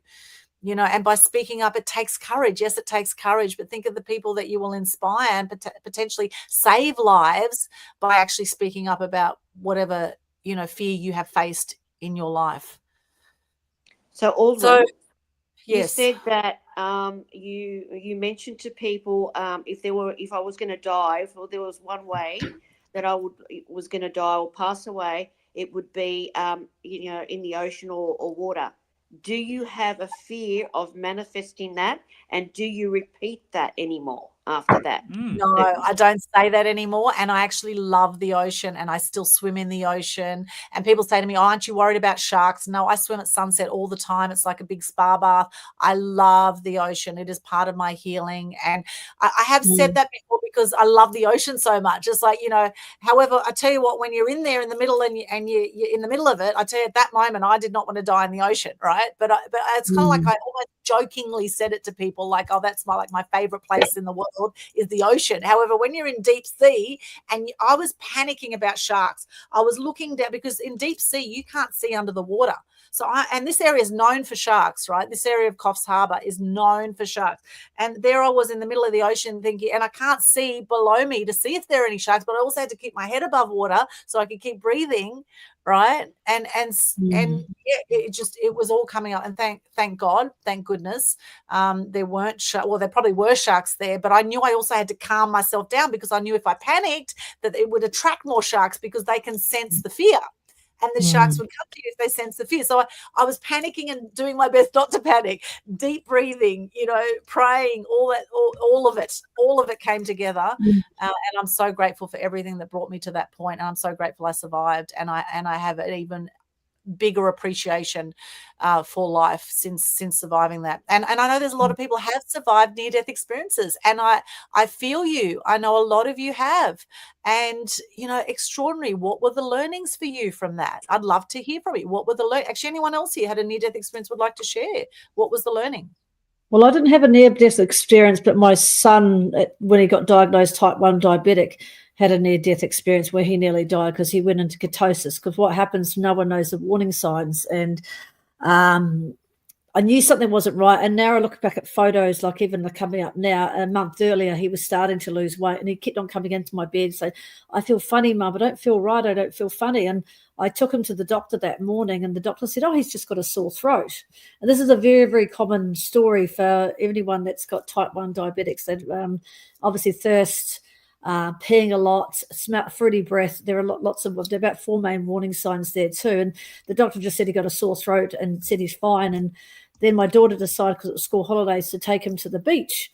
And meanwhile, his wetsuit had lost so much on his wetsuit, and we thought we'd got the wrong size because of a new one. And then she took him. Took him. He lasted like 2 minutes at the beach, and then he wanted to come home. And then she got him a Boost juice, one of those strawberry squeezes, and he just threw that straight up. So she rang me at work and said, "There's something not right, Mum. Something not right." And I picked him up from work, and he's falling asleep in the car. And I go, "I'm so confused," because obviously the doctor knows more than I do, but it just didn't feel right. And then I rang that 1-800 helpline, and they said, "Well, I think you might be best to go to hospital." So instead of going to the Gold Coast because it's so busy, I went to the Robina one, and he was falling asleep on the way, and they saw him straight away. They finger pricked him, and they just said to me, "He's type 1 diabetic. There's no room in the ambulance for you. We need a doctor and a nurse and lights and sirens to the Gold Coast University Hospital." And that was I just think my whole brain did a 360 that at the Robina Hospital. And then when we got to the Gold Coast Hospital, they said, "Well, he's very dehydrated, so they actually can't treat the diabetes until they're hydrated again." So it took like 2 hours to get a needle in his arm, sort of thing. And he was very brave. He was just going like this, just taking it there too. And I was holding his hand, and it's actually 6 years next month. And then the doctors told us, "We're not sure how he's going to be. It's going to be touch and go for 24 hours because of the ketosis. There might be swelling of the brain." And I just stayed by him and just prayed and prayed and prayed for the highest good of all, that he would be okay. And so grateful he was. But, then the next morning when he got told what he had, he goes, "Why me, Mum?" And it's really hard to tell a boy why you. And there's no answer you can give him for that. But I was just grateful for the educators that came in. There was a young guy that came in after that, and he looked pretty cool, and he was okay after that sort of thing. But obviously there's huge fear of that because there's such a learning curve, because it's the only disease out there that you actually have to self-medicate for. and that. So there's worries for the highs, and then they're scared for the lows, because obviously they can die if they're low. But that was a huge wake-up call for me, because I thought, oh my God, I can't keep living the way I am. I need to. I don't feel very empowered. I can't cope with this disease. This is too much for me. I'm not capable of it. And I just knew that I had to change the person I was to give him a chance, because I knew that I didn't want him to feel a victim of this disease. I wanted him to be a superpower sort of thing. So that's what started my healing journey, because I knew that I had to change the person I was, because it was just super overwhelming there too. And very grateful that he was okay there too. Like, we was very, very emotional. There was that time, but just so grateful. It could have been so much different. And what gets me, 100 years ago, there was no cure there too. They would basically, the children or anyone with type 1 would die because they didn't have any insulin. So grateful for that too. So definitely been a journey there too. So and it's learning to feel into that fear all the time. As each stage of his life is about letting him go, and it's hard because all you want to do is wrap them up in your arms, but that's not going to keep him safe. He needs to learn the skills and be independent, so that when he's old enough to be out on his own, that he already knows what to do, which thank goodness he does there too. But it's hard letting go. I've got a lot of friends that really, especially with the younger kids, struggle with it there too. There's a lot of overwhelm and stress and burnout, and the carers, like any carer, they're the forgotten ones. Yes, absolutely. Gosh, thank you for sharing that. And you would obviously get that with your parents as well, being the carers. Very much of the forgotten people out there that don't get much what do you call it? Because they're so busy caring for everyone else that they forget to care for themselves. Yes. Yeah, a lot of until burnout, they do it themselves. Once you're a carer, you realise what people go through as a carer. I lost my parents a long time ago, but I was their carer as well. But now when I see people, like, as an example, Aldwyn looking after her parents, and I think to myself, yeah, I've been there, done that. So I think you have a higher understanding of each situation. And unless you're a carer or cared for someone, I think you sort of like brush it aside. Oh, well, okay, you're a carer. You don't really think that much of it. But it can be very, very challenging, Yeah, well, what I find with a lot of clocks, I go see a few clients that are care, especially ones that have dementia as well, and it's the loneliness, and they're so stuck at home, and it's heartbreaking for them. And they're obviously, they love doing it, because obviously that's the people that they love, but it's just, loneliness there too, and and obviously with the ones with the children, with the carers, with them. It's just so overwhelming. Like, they're just trying to hold it all together as best they can there too, and trying to balance all the other children, and all that goes with it too. I think kindness and compassion is a beautiful thing, and I think showing respect, for our elders and for others, treat others as you want to be treated always. Even if you don't agree with their opinions about certain things, and we saw it all through the pandemic. We saw all differences of opinions and how nasty people got with each other because of it. And my wish is that for those tuning in now, that notice in your life if you have any resentment towards anyone else because they have a different opinion about something than you do, and to learn to exercise compassion and kindness. Lisa, you mentioned the Ho'oponopono prayer, which is a very powerful, Hawaiian mantra, and it's, I'm sorry, please forgive me, thank you, I love you. I'm sorry, please forgive me, thank you, I love you. And I think sometimes we need to say that to ourselves, that we actually, be graceful with ourselves, exercise patience and understanding and self-compassion and self-love, no matter where you are on your journey. None of us are perfect as such. I mean, I guess we're perfect in our imperfections, but, we all have areas of our life where we think, yeah, I could take this next level, or I could, live a more empowered life in this way or whatever. However, it's all a choice. It's like, well, where do you want to be? How do you want to do your life in this version of reality? One of the biggest things people fear is death. However, remembering we are spiritual beings having a human experience. It's this version of reality. We might die from this version of reality. However, our spirit lives on in some way. Now, we all have different ideas about where our spirit goes or what happens after death. We all have, there's religion that says one thing. There's what we do know is the minute we die, our body becomes lighter. Our spirit definitely goes somewhere. Okay. We probably won't know the exact truth until we get there. However, that's a whole other thing, but really having that love and self-compassion no matter what is going on in your life, because hurt people and heal people.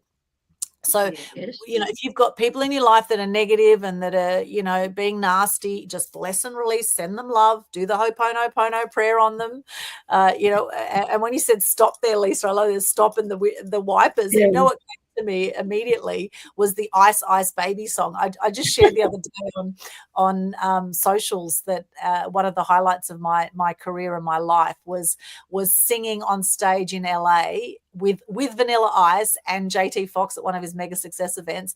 Vanilla Ice was singing Ice Ice Baby, and there we were dancing on stage with 2,500 people in the audience from 75 countries. And I actually just looked up because when he went stop, because there's a bit in the song in Ice Ice Baby. He goes, all right, stop, collaborate, and listen. Ice is back with my brand new invention. Okay, look it up online. Something grabs a hold of me tightly, says flow like a harpoon daily and nightly. Will it ever stop? Yo, I don't know. Turn off the lights and I'll glow. Turn off the lights and I'll glow. What a beautiful line that is. Turn off the light, because the stars shine brightest in a dark sky, right?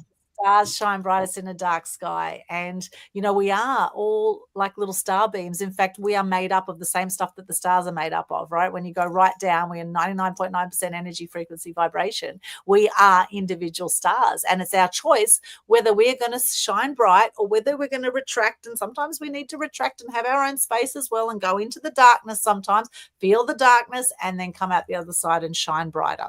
And it's in the darkest times that we then shine the brightest.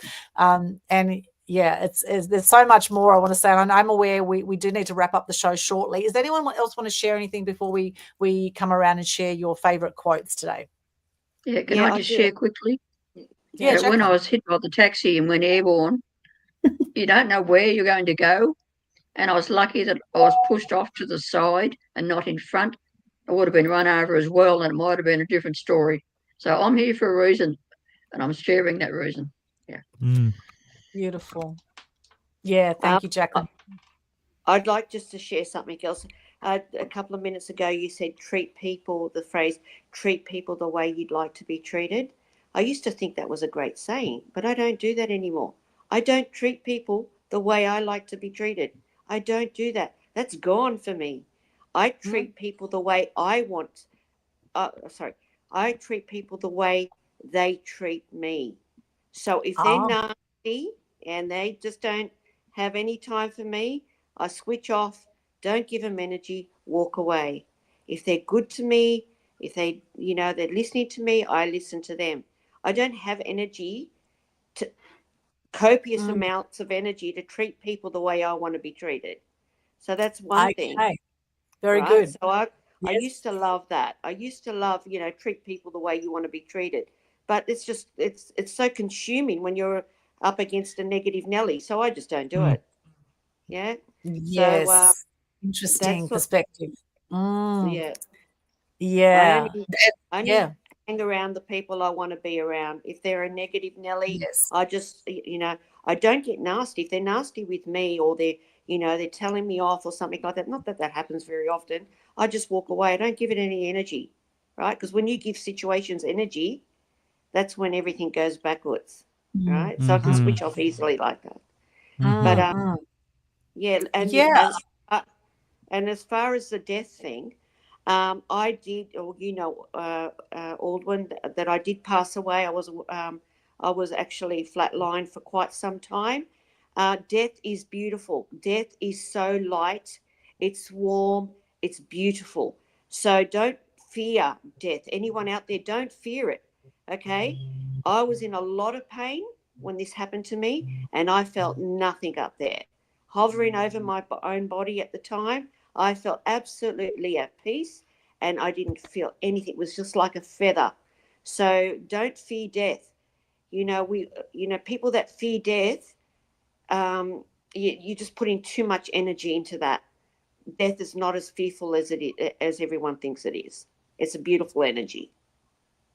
Thank you for sharing that. And that's nice to know that. It's nice to know that. And of course, there are many people that have gone, experienced that near-death experience or death experience, even have been dead for a while and then come back. So yeah, you've definitely had a taste of the other side. And it's nice to know that there's peace on the other side. And maybe it depends on how you've lived this life. As with Christianity, they talk about hell and heaven and purgatory and all those things. Some people had their own living hell on earth, right? Yet alone going to the other side. Some people make their life hell and some people make their life heaven. And it's all about what you choose to focus on will grow, right? What are you choosing to focus on? So much wisdom shared. Jacalyn, did you want to share something too about that? Just unmute there. I think sharing your experiences on how you've managed to get going from fear to freedom. And a lot of people have a circumstance, it might be something small that's happening, but it's the breaking point. If you can share that, even though it's small, it can be breaking point, you can get through that because you'll face more challenges that could be more confronting. And if you can face a small challenge and get through that, you can get through any challenge. Yes, absolutely. 100%. And Ken, what about you? What's coming up for you at the moment? I just real quickly here, because we got to wrap up. But I remember, it's interesting because I remember a long, long time ago, years ago, when I was out bodyboarding, and it was at a time where there was a lot of storms and different things that were happening, and I went out there because I wanted those big waves, because they were fun. Problem is I got more than I asked for. And I remember one time I was out there, there's no lifeguards on duty. In fact, a lot of times during those storms, they have these dots that they put up on all the lifeguard stations. And a red dot basically means danger. Don't go out there. It's very dangerous. Well, I went out there anyhow because the waves were perfect. I wanted those kind of waves because they were fun. They were an adrenaline rush. But I caught one at the wrong time and it consumed me. And under I went and I got caught up in a washing machine, basically. And for a while, I could not reach the surface to get air. By the time I reached the surface to get air, I was further out than what I remembered. And so then, because I was already exhausted from the lack of air and catching my breath, I had to find my way and work my way to shore. Eventually, obviously, I made it to shore. But I just remember once I got to shore, I just remember just collapsing on the beach because but in the moment I had flashes of like, oh my gosh, is this going to be it? But yeah, and I don't know, in those, I'm grateful that I got out of that, but in those moments, it's so easy just to fall into that fear factor. But this was many, many, many years ago. But yeah. Well, I'm grateful you survived that, and I feel you. Definitely feel you having been there as well. And the main thing is just keep breathing, right? Keep breathing. If you want to live, just keep breathing. That's the whole thing, right? So doing breath work and actually, I literally had to get control of myself during that time and find a way to get to shore. I mean, I was just like, okay, this is fight or flight. You've got to get to shore. You've got to get to shore. And I remember what everybody said, don't fight the current, just kind of like go at a diagonal way back to the shore. Sure enough, I made it longer than what I wanted it to be. But yeah, that was absolutely nuts. Wow. Look at you now, Ken. Look at you now. Yes, look at you now, Ken. Thank you. Yeah. Awesome. Thank you for sharing. All right, it is time to start wrapping up the show. So we're going to go around and I'd love to hear from our special guests. What is a favorite quote or motto that you live by? And maybe we should go to Jacalyn first, actually, while she's with us, before she hops off again. Right. Let's do Jacalyn first. Favorite quote or motto that you live by? and how we can connect with you. Thanks, Jacalyn. I think one of the latest ones was fear is the thief of dreams. I've heard many quotes, but that was one I heard lately. I thought, well, I'll share that one. That's a great one. Fear is the thief of dreams. Yeah. Beautiful. And how can people connect with you, Jacalyn? On LinkedIn. Okay. Just look up Jacalyn Price. And for those on our audio, could you spell your name, please? Jacalyn. Beautiful. And Price is Price. Okay, beautiful. That's correct. And also we have a website here as well. Yes. Jacalyn NP. So that's JACALYN. Jacalyn.mlcwater.com as well. That's correct. Check that one out as well. Thank you. Beautiful. Thank you, Jacalyn. Awesome. All right, let's go to Angel Black next. What's a favorite quote or motto that you live by? I've got two that I live by, love, and one of them is the best curve on your body is your smile, and it's for free. That's Love one of it. them. Yes, And nice. the other one is my way to play is to do a good deed a day. Beautiful. Love that. And how can people connect with you, Angel Black? They can find me on Facebook, Angel Black on Facebook. You'll notice that I'm always wearing a crown, so just look out for the black hair and crown. There's a few Angel Blacks on Facebook, but Facebook's the best place. Beautiful. Facebook, or there's also an email here as well. Yes, there's so an that's email. angelblack6868 at gmail.com. I am wondering why it's not 6969, but anyway, we'll go there another day.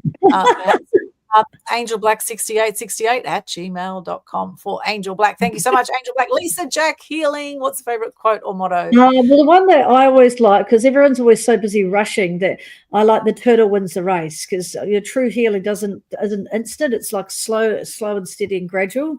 And all of a sudden, especially when you first start your healing journey, like for me, nothing really happened for a few years, and then all of a sudden it just started happening, and it happens quicker and quicker. So just having that faith that, just keep on going. It's and don't give up. So the turtle wins the race. And I've got another one to share. This is my beautiful middle son, who's a very good scooter riding, and like growing up, his younger brother was always better at sports than him. So it was really hard for him to brought up a lot of emotion to him, and we'd go and play mini golf and everything like that, and his younger brother would beat him all the time. So he came up with this one: comparison is the killer of joy. And the beautiful thing I like about him is because he's had a passion for scooter riding since he's 3, and he's never given up on it now, and now he's traveling the world doing what he loves, and he's got a huge Instagram presence there too, and does amazing tricks, and he does tricks that are different to everyone else there too. So comparison is the killer of joy. I think such a powerful one, because we compare ourselves to so many people there as well. So when he just said that to me one night, I was going, oh my God, he was only 18 at the time when he said it. I said, you're so wise there too. So I was super proud of him for that one. So that's a really, really big one for everyone, I think, there too.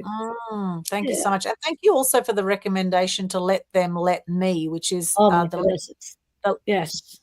Mel Robbins. Yeah. It's a book. She's also got Spotify as well there too, but it's life-changing, especially that just when people obviously, like when you're like people are running late and you get a bit frustrated, you can just let them and not worry about it. If they're not doing what, like your son or daughter's not doing what you want them to do, or you ask them to do something, but they're not doing it in the time frame that you'd like, you just let them, as long as they do it. It's just hard because sometimes we want them to do it on the way we want to do it.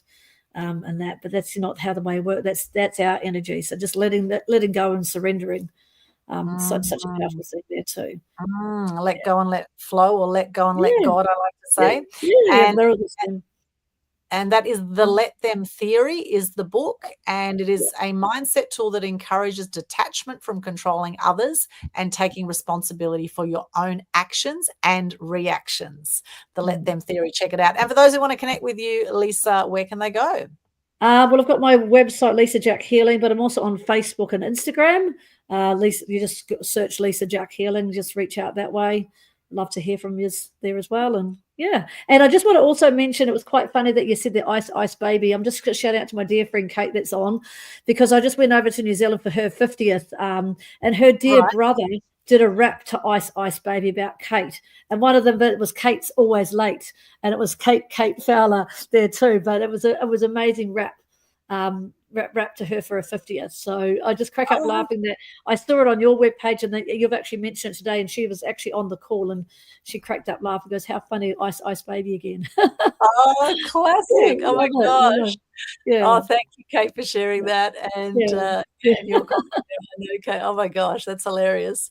And I've got the song going in my head now. Ice Baby, stop, collaborate, and listen. So we're all going to now go off here. We're going to play Ice Baby and have a dance around, because that's a great way to just shake off any fear you might be feeling. Is dance around to Ice Baby. Na, na, na, na, na, na.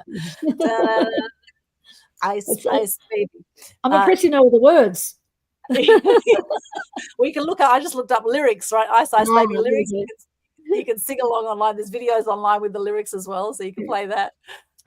Awesome. Thank you so much, Lisa. Thank you for being our guest. And Ken, how can people connect with you, and what's your favorite quote today? All right. Well, I am a mastery weight loss coach. I've lost 62 and a half pounds, and I've kept it off for 7+ years now, all without a diet and having that be sustainable. And right now I'm giving away my 3 secrets to help you lose weight, feel energized, and get healthy without starving or dieting. Yes, I said without starving or dieting. In just 3 short one-on-one sessions with me, you will be empowered. And in those 3 sessions, I expose the 3 biggest lies that are keeping people sick, stuck, and overweight, because that's how that industry makes money. And I show them how to fuel their body God's way so that they can break free and finally keep the weight off for good, like I've been able to. And so how you can connect with me and join my mini educational boot camp is through the link that Aldwyn's got on the screen there right now, which is www.masteryweightloss.com/connect. At the very top, there's 4 buttons on that page. And at the very first button on that page is a link to join my mini educational bootcamp. Very extremely reasonable price. You got nothing to lose but those extra pounds. You got everything to gain in the right way. And then the other 3 links is to connect with me on Facebook, number 1. Number 2, go subscribe to my YouTube channel. And number 3, hey, maybe you've just got some questions. Book a strategy call with me. That is free. You got nothing to lose there either but those extra pounds. So anyhow, that's how you can connect with me, www.masteryweightloss.com/connect. And my quote is this. This is by Mark Twain, I think his last name is. Courage is resistance to fear, mastery of fear, not absence of fear. Great one. Thank you, Ken. Always amazing. My co-host from San Diego. Love your work, Ken. Thank you. And Thank you. Renee hopped in here. Thank you to Renee, Reggie Rowland, or Reggie Roo, also our other guest that we had today. She says here, thanks again. I rushed off and forgot to give everyone the secret ingredient to helping me. The acoustic dry float, sending sound waves and resonance into the body, helping my nervous system to relax. And this has lifted her stress and helped reprogram her body. Thank you so much for that. So check it out, the acoustic dry float. And in fact, we may have one at our launch in Sydney on July 26. Actually, before I share my bit, Angel Black, now you're doing a lot to organise that. Thank you so much for that. Could you share a little bit about what we can expect at the launch? Okay, so we've got 13 speakers, 13 authors. The launch is on the 26th of July, Saturday, the 26th of July, starting at 6 p.m. And it will be held at Daltone House at Sylvania Waters. Daltone House at Sylvania Waters. Tickets will be available very, very soon in the next couple of days. We will all be posting on our pages for tickets. Come along. We've got a lot of entertainment. We've got stalls happening. There's a lot happening. So come. We'd love to see you there. We'd love to see you there. Yes. It's a great book. Yeah, amazing. And our authors are from across New South Wales and Queensland. So this is going to be a big bang launch in Sydney, July 26. We are going live on Amazon on July 24. We are going to have for 24 hours only. You can actually get a free copy of our book. So stay tuned on our socials as well. Connect with all of us on social media so you can get a free copy of our book in that 24 hours. That'll be the ebook version within the 24 hours only. And then at our live event we'll be autographing the book. We'll have the actual hard copy book there, and we'll have a whole lot of paraphernalia and amazing stuff. There's going to be an awesome night, and I've heard that Daltone House is next level when it comes to the food, and it's a 5-star place, right? Yes, fantastic. It's beautiful, very elegant place. The food's exceptional. It's going to be a great night. And it'll be dress up in your finest gear as well. It's going to be really, really cool. Hey, Jeff, we've got Jeff Veal here from Manila. Happy Friday to you. You don't know what you don't know, says the guru. Yes, you don't know what you don't know. Absolutely, Jeff. Thank you so much. And my quote, I've actually got a few quotes I'd like to share today. The first one is, the only real prison is fear, and the only real freedom is freedom from fear. That's a quote by Aung San Suu Kyi. Here's another one from Goodreads. Expose yourself to your deepest fear. After that, fear has no power, and the fear of freedom shrinks and vanishes. You are free. And this is the last one here. Fear robs you of your freedom to make the right choice in life that can bridge the gap between where you are and where you want to be. On the other side of fear lies freedom. Isn't that beautiful? Beautiful. Yeah, thank you. And for those who want to connect with me, just hop along to my linktree/Aldwyn. There it is there, linktr.ee/Aldwyn. On there, you'll see my media website. If you want to be seen, heard, and known, and you want to help with packaging up your message and genius and getting out there, building your authority, your credibility, attracting clients more organically, then reach out. And we have there my media website. There you can download top 5 tips to get TV exposure on my website. The link is at the top. And the next link there is our Global Good News Challenge link, which is a free challenge that happens every month. We celebrate our 5-year anniversary this month, June 2025. We've been doing this for 5 years, every single month, free challenges, sharing gratitude and good news. Huge thank you to everyone who has participated, all our Good News Crusaders across the world who have done the Global Good News Challenge. I appreciate you, and I know that you will feel amazing, and you do feel amazing when you get into gratitude and when you share good news. And a lot of people have got clients and business from doing their challenges as well. We share your videos to thousands of people. All the details are at the top of the Global Good News Challenge Facebook page. We have a 6-day challenge for June. You can start anytime within June. Just do a simple live video sharing your name, what you do, 3 things you're grateful for, and a piece of good news. Okay, all the details are there. Check it out. You can do it in just a few minutes. And I challenge you to do a Global Good News Challenge in June 2025. And in fact, any month. July will have a 7-day challenge, 7 days in a row, August 8 days, etc., etc. So connect on there. You'll find all my socials. Subscribe to my YouTube channel if you haven't already. It's right here on the screen, Aldwyn Altuney Media Queen TV. Now, the other day, my main Facebook account got shut down. We had 5,000 friends on there and 12,000 followers. I shared some controversial content and my whole account got shut down. So I am using backup. I have 2 backup Facebook accounts. So for those trying to message me on my main Facebook that I had, all it says now is Facebook user. I don't know whether that will come back up. I'm committed, not attached. They're things we can't control. I'm not going to stress about it. I'm not going to have fear about it. I'm just like, okay, isn't that interesting? If there's nothing to hide, why the censorship, right? And more so, it makes me want to speak up even more. And thank goodness we have multiple social media channels where we can share. This is why we have a BitChute channel, a Rumble channel. We have Telegram. We have other ways that we can connect. And I am doing a shout out now for all the freedom of information media channels and outlets out there. Thank you, thank you, thank you, thank you for allowing freedom of speech. And if there's any censorship, always question. I wonder why what are they trying to hide? If there's nothing to hide, why the censorship? How interesting.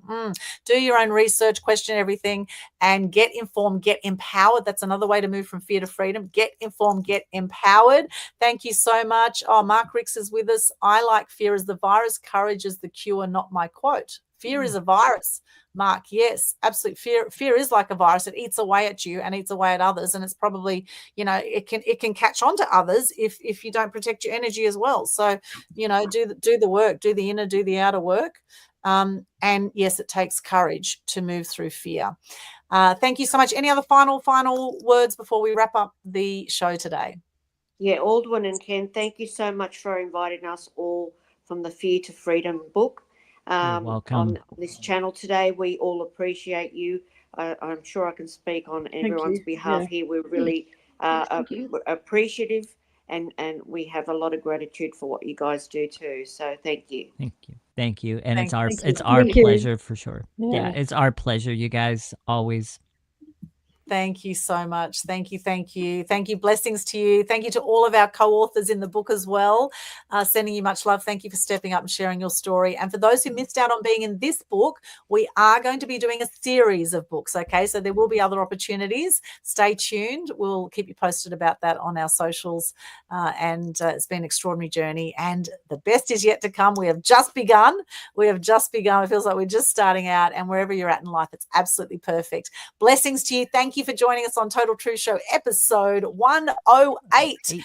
Episode 108. Ken and I have been going for 3 years now doing this show. We've never met in person, and it's been extraordinary. Thank you, my amazing co-host, Ken. Thank you to our special guests, Angel Black, Jacalyn Price, Lisa Jack, and Reggie Rue, who joined us earlier. Thank you.